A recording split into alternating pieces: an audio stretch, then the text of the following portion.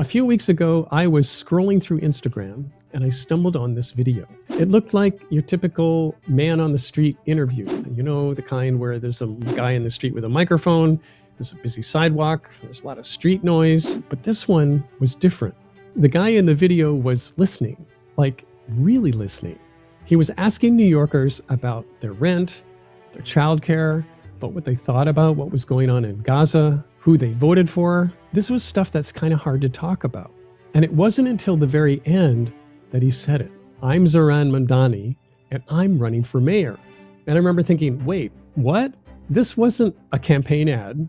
This was something really different. It felt native to the platform.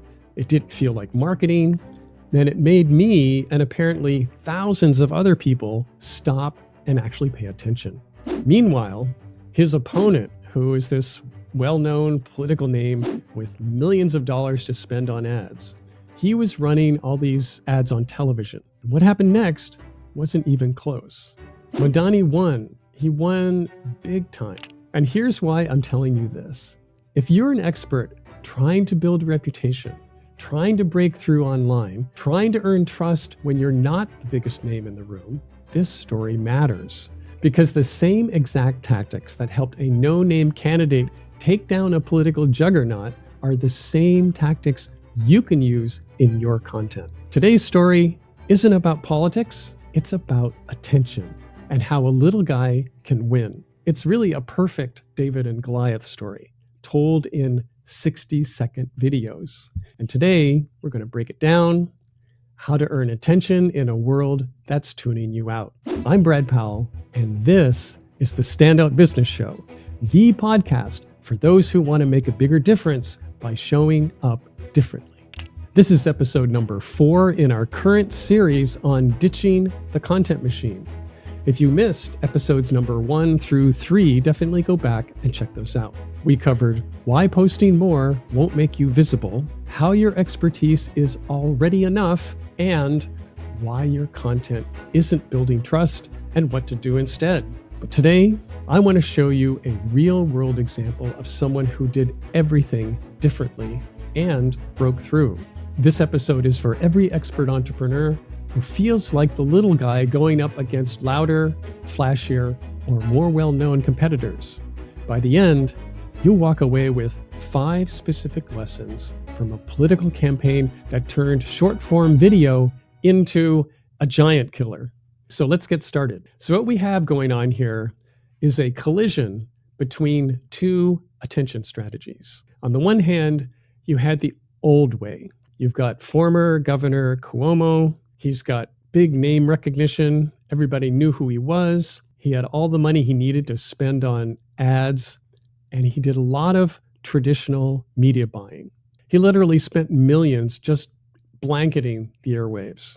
And on the other hand, you had this unknown guy, like nobody knew who Mamdani was before he started running for mayor. So this was truly a David and Goliath contest. But instead of a slingshot, the hero of our story, he had a smartphone and he knew how to use it. And guess who won? Did you get a chance to vote on Tuesday? I didn't vote. And why did you not vote?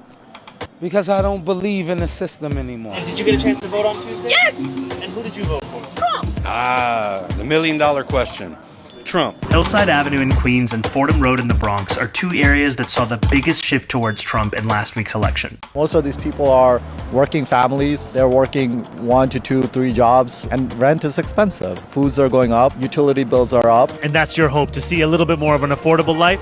Absolutely. Gaza. Who should I vote? Either side will go ahead, send bombs from here to kill my brothers and sisters. You know, we have a mayor's race coming up next year, and if there was a candidate talking about freezing the rent, making buses free, making universal child care a reality, are those things that you'd support? Absolutely. He'd have my vote all day. We need child care that is affordable. Buses should be free. The hike in the Metro cards is like totally unaffordable. My name is Zohran Mamdani. I'm going to be running for mayor next year. Wow. Yes, wow, yes, sir. Wow. And I'm going to be running on that platform. I'm going to vote for you. Your energy is... Thank you.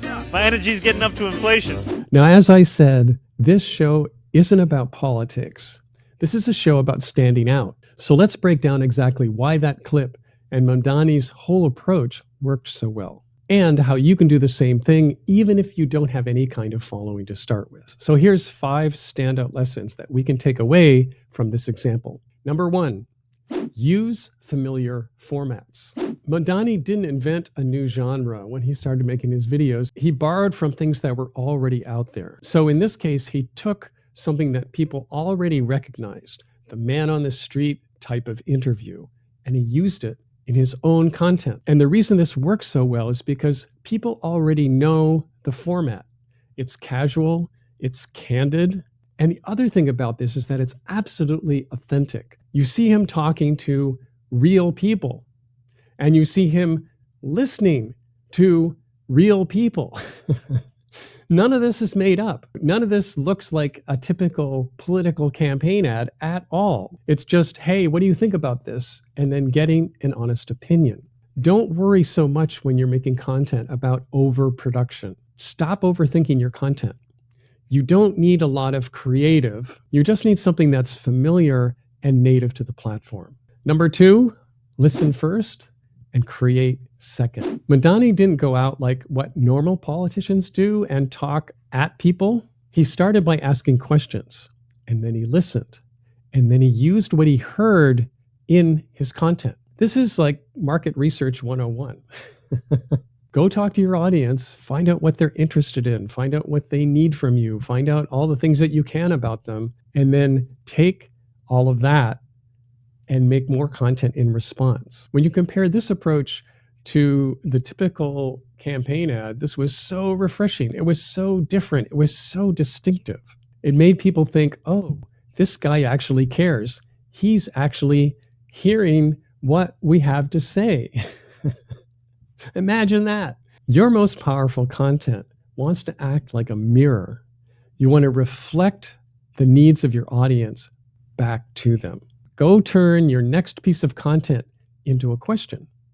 Then use your audience's answers as the raw material for everything else that you produce. Number 3, look like you belong. How you show up actually matters more than what you say. In this case, Mamdani, he didn't feel like a politician. He felt like every other content creator native to the feed. There was no stiff studio set. There's no like fancy desk with American flags in the background, which is what most political people do. You know, all this political polish, he just got rid of all of that.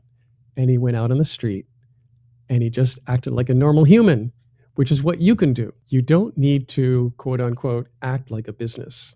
Instead, you need to show up like a peer. Be the face of your brand. Do something that makes you recognizable. Like I show up with my glasses on top of my head, my white hair.